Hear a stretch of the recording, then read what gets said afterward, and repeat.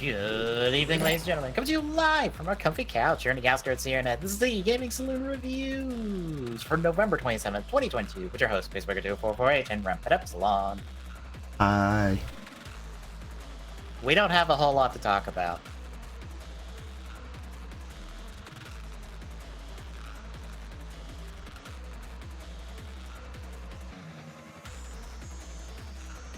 Yeah, not really. At least we have Geets, and I could tell you about the Revice movie, since that came out in his sub.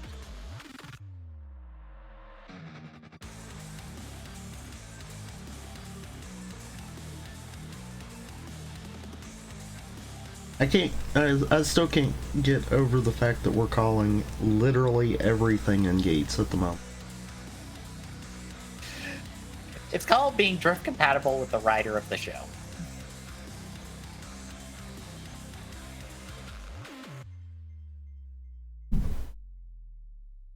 Because literally every bit of the groundwork is there.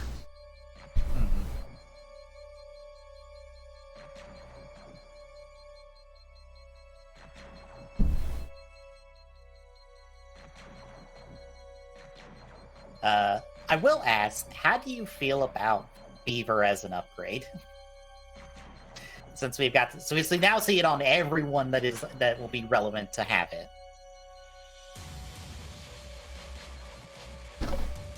I feel like if they kept the randomness to it, that it would be something neat, but I know that's going to get tossed away before too long, or only used as the gag, haha, you thought you were getting a power-up idea. Yeah. Hence, we already saw that once this episode. Yeah. It's also going to feel weird, which I say weird, but it's kind of always the case. Guess what debuts next week? The next upgrade. Command, yeah. And it's 3 versions of its upgrades. Because, for some reason, Command has an entry form upgrade. Then it has the jet form and then the tank form.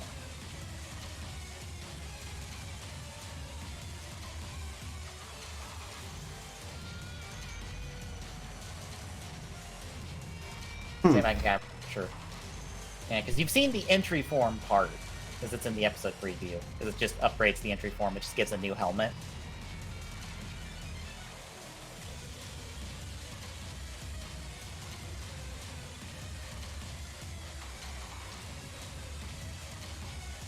But then there is the tank form or the jet form and the tank form, which. Let me grab them real quick.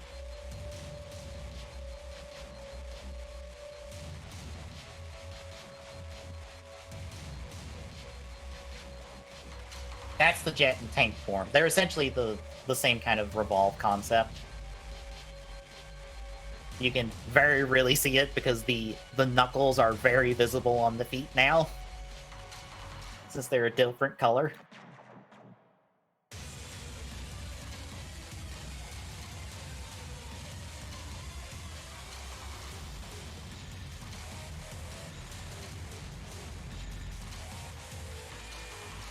Huh. But the weird thing is, this is a Geets and Tycoon upgrade, and it seems like Geets will be more or less using the jet form, and Tycoon will be the one using the tank form primarily. So Makes sense, though. Yeah, it seems like we're going to keep Fever for the other 3, and by other 3, I mean the other 3 until Pumpjack gets murdered for being villain.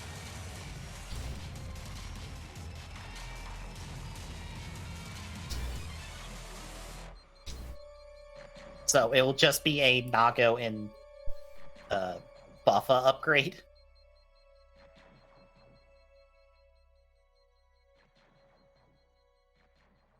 A part of me wonders if the Fever is in place so that they don't have to make new buckles for everyone else that isn't Keats, so they have pairs.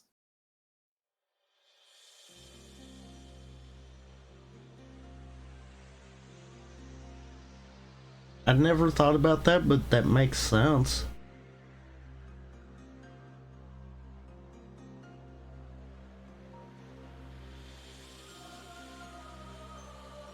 At least that's kind of my assumption on why we have Fever and why it's probably going to stick around, is because we're actually not going to get Nago, Buffa, Tycoon, and Punk Jack's other buckle that they should be matched with.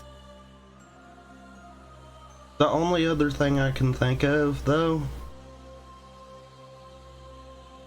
is maybe the original idea never was to really utilize Boost as like a sole rider kind of deal. True, because Boost kind of got passed around to everyone's focus episode except for Punk Jack at this point. Because he's not used to Boost. It's kind of leaning me towards Boost, maybe the outlier. Mm-hmm. And maybe this was always the plan. Yeah. But because we always saw Geats with Boost Magnum, we thought that was how it was. Mm-hmm.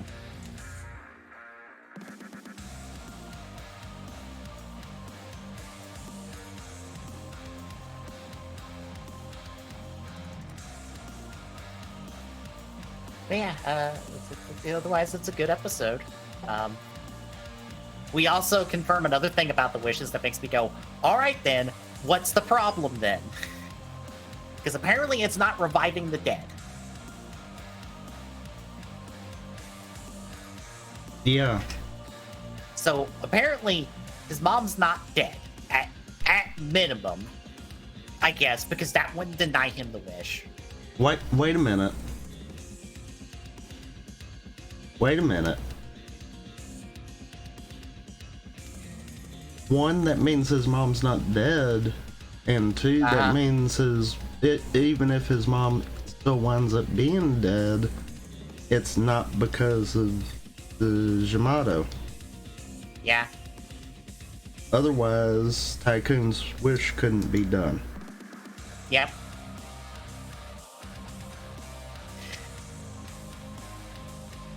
Also, I have realized at this point that they're gonna do the same trick again with the wishes, because guess who we haven't seen the wish of?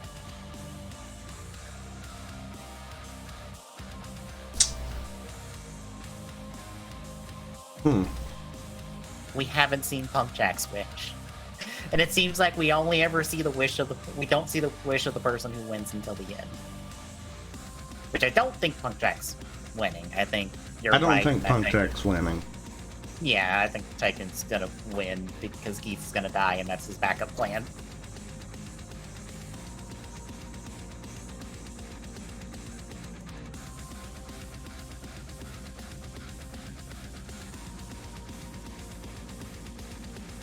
But, you know what? We also found out something a little weird. Mm-hmm. And it might be a loophole that Punk Jack could use. Punk Jack might not actually have a wish for it right now. Yeah? Tycoon became a writer again before having his desire wrote down. Yeah, and he's staff, so he can probably be like, I'm not writing it down right now. I didn't even think about that. Mm-hmm.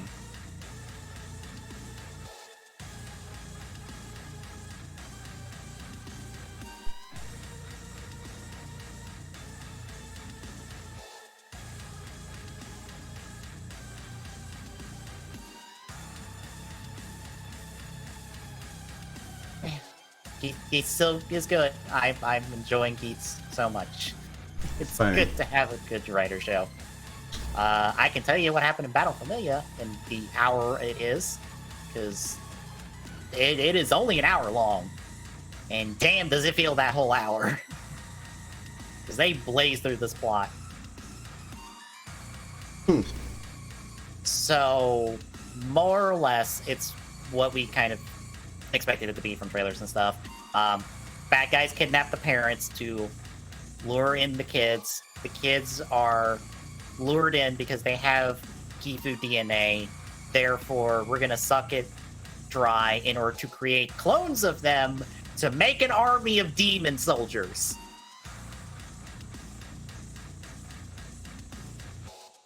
But that gets thwarted by the mom, because, surprise, the mom has a demon.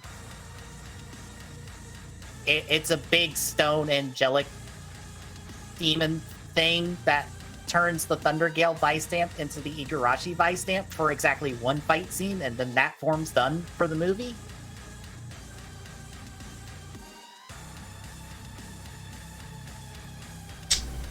Huh. Yep.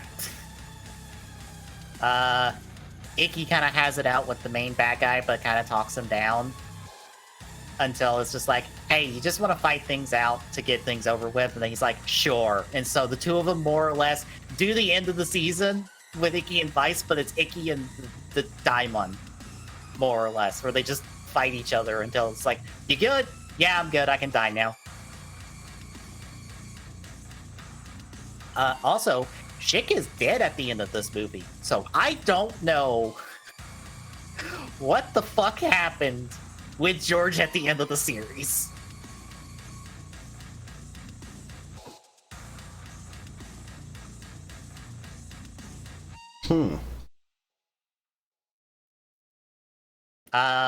Also, the Geats cameo is him literally just showing up, helping out, and then like, all right, I'm done, bye. That's it. That's all he does. Which is standard for cameos, but it feels really weird in the context of the series now. Because it's like, why did you do this then?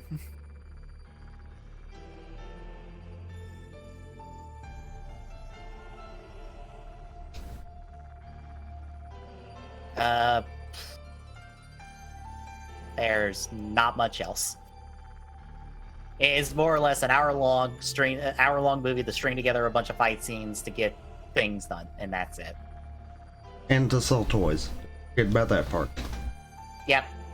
Unfortunately, Chimera just gets one fight scene, and then he's done for the movie, so he doesn't get to be a whole lot. Also, the dead man showing up in their attire. The only reason they show up in their attire is because George is like, I need someone to wear a Chimera driver so we can throw them at the shield that's keeping everybody inside Area 666 so we can break in. I'm gonna go tell, I forgot his name. The green one.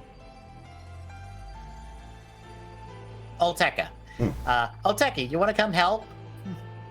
I'll get your sentence reduced. And he's like, fine. So, Hana and, I forgot his other name. Not Julio. I forget what his name is besides Julio. But the two of them are like, we're here to help. And Julio's like, by the way, I have our outfits saved. So they can show up in their dead man's attire. So they literally are just them and the dead man's attire just for a hot minute just to show up and help. And also Julio is over demons in this for barely a fight scene. So, You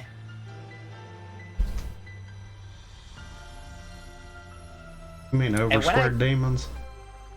No, just regular over demons. Not over square demons, regular over demons. The over square demons is for the Geats Revice movie.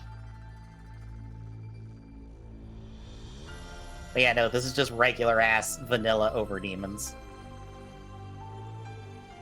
But yeah, when I mean throw Oteka at the shield, I mean they throw him out of a plane to land him on top of the shield for it to break.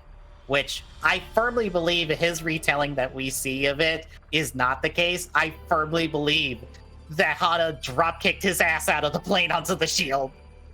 Because he was told, oh yeah, you gotta go run into that shield from this plane. And he's like, I'm the fuck hell I'm doing that. And Hana's like, oh yes you are, bonk.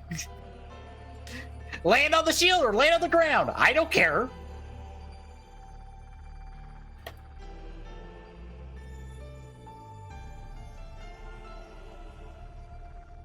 So yeah, that is that's Battle Familia. Surprisingly, the Dawn Brothers movie is not out as in raw form. I figured with as much as people bang on about Dawn Brothers, people would have got that up as soon as possible and subbed it.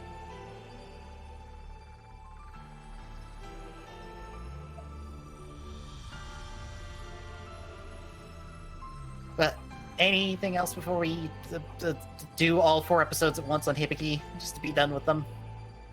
No.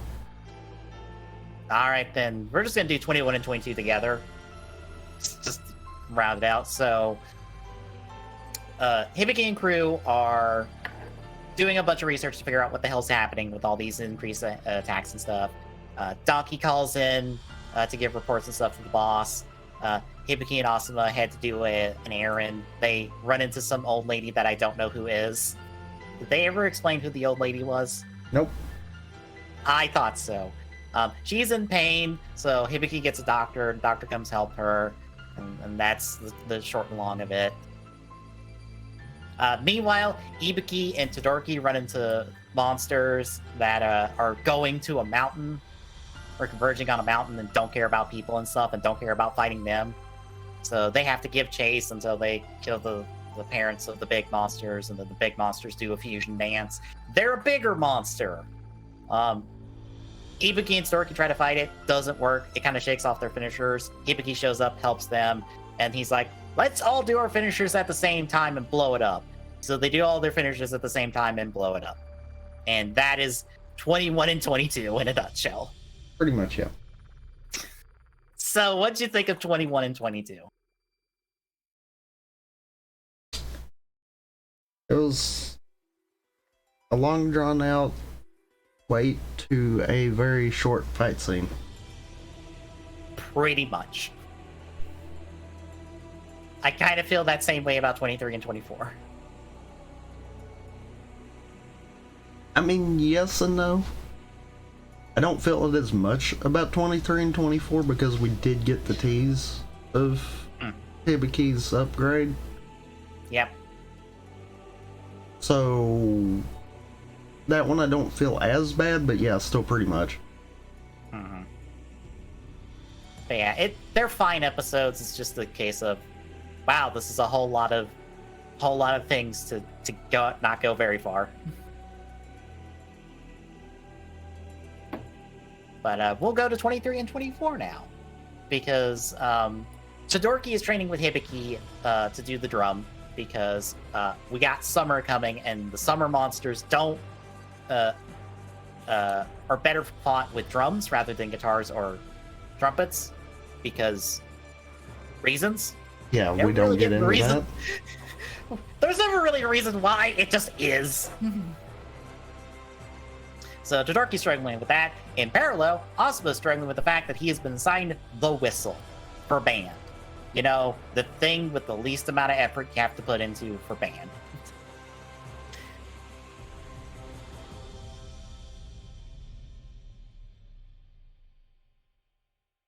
But Todoroki's not taking well to the drum because he's a guitar person. But Hineka tries to give him some encouragement in 23, and then Kasumi gives him encouragement in 24. And then Asuma also gets encouragement from Hineka later in his band leader about his position. So they both get some encouragement. We get a fight scene at the end of 23 where we see that Todoroki can't really fight the monsters, but Hibiki can. He also tries to pop his form change, but he can't do it right now. He has to do it next episode. Yeah, so he can only make his arms red. Yep. So in 24, Todoroki gets Donkey's old Taiko gear. Todoroki gets the encouragement. He goes, trains. Hibiki shows up and is like, hey, I got my gear too. We're all doing the drums today. So him and Todoroki train. Hibiki trains to get his form. They go and fight the big horde of monsters. They fight for a bit. Hibiki pulls out his new upgrade, Hibiki Kurenai, which is Hibiki but red. How do you feel about Hibiki but red? He's finally the Red Ranger.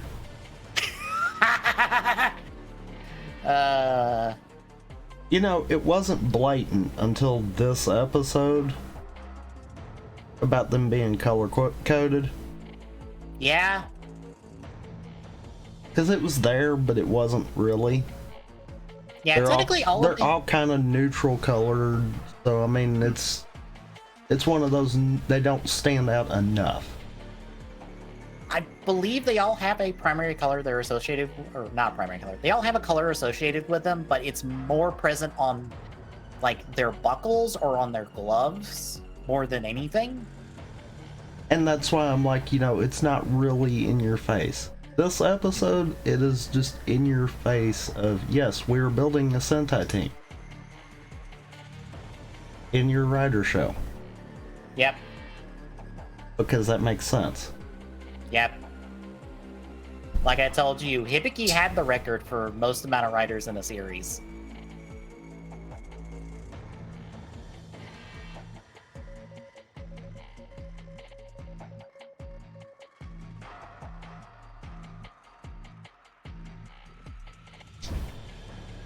I don't even.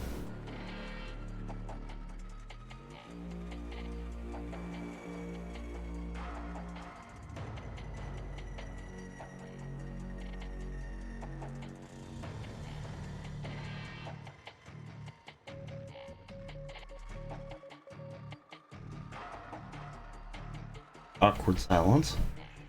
Sorry, I was trying to pull up the record for that.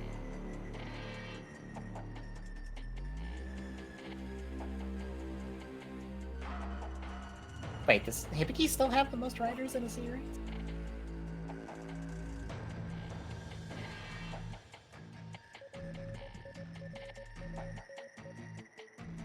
Hang on, that can't be right.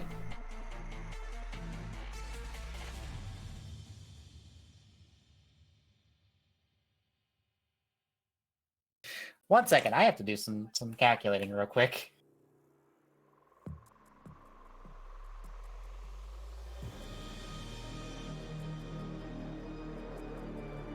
Yeah, Hibiki has 16 riders. And Gaim has...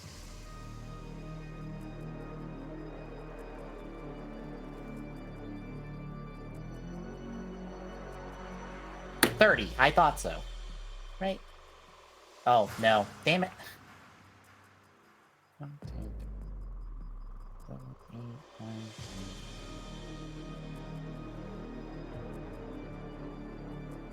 Yeah, no. Gaim has the most riders at like 21. But still, Hibiki has 16 riders in a Phase 1 Heisei era show. That kind of trumps Ryuki.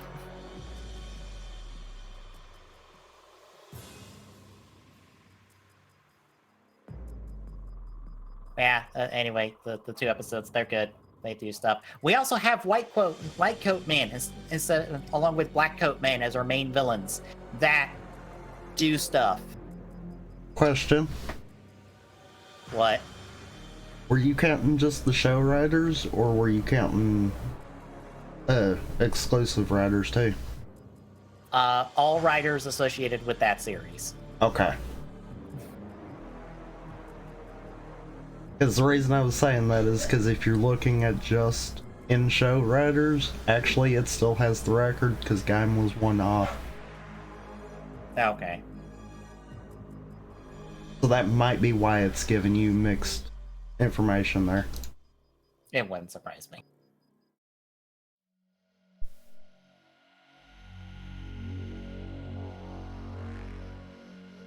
But yeah, Hibiki is good.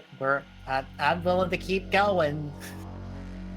Even though, damn, we don't have a lot to talk about on a weekly basis.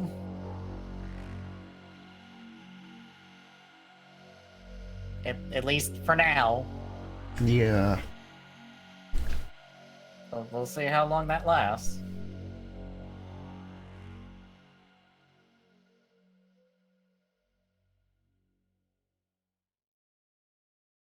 But I guess any other thoughts on Hibiki for the week? No, I can't think of any. All right, then. Do you have a day for when you're doing Dread Rando? Presumably tomorrow. Okay. I was not sure.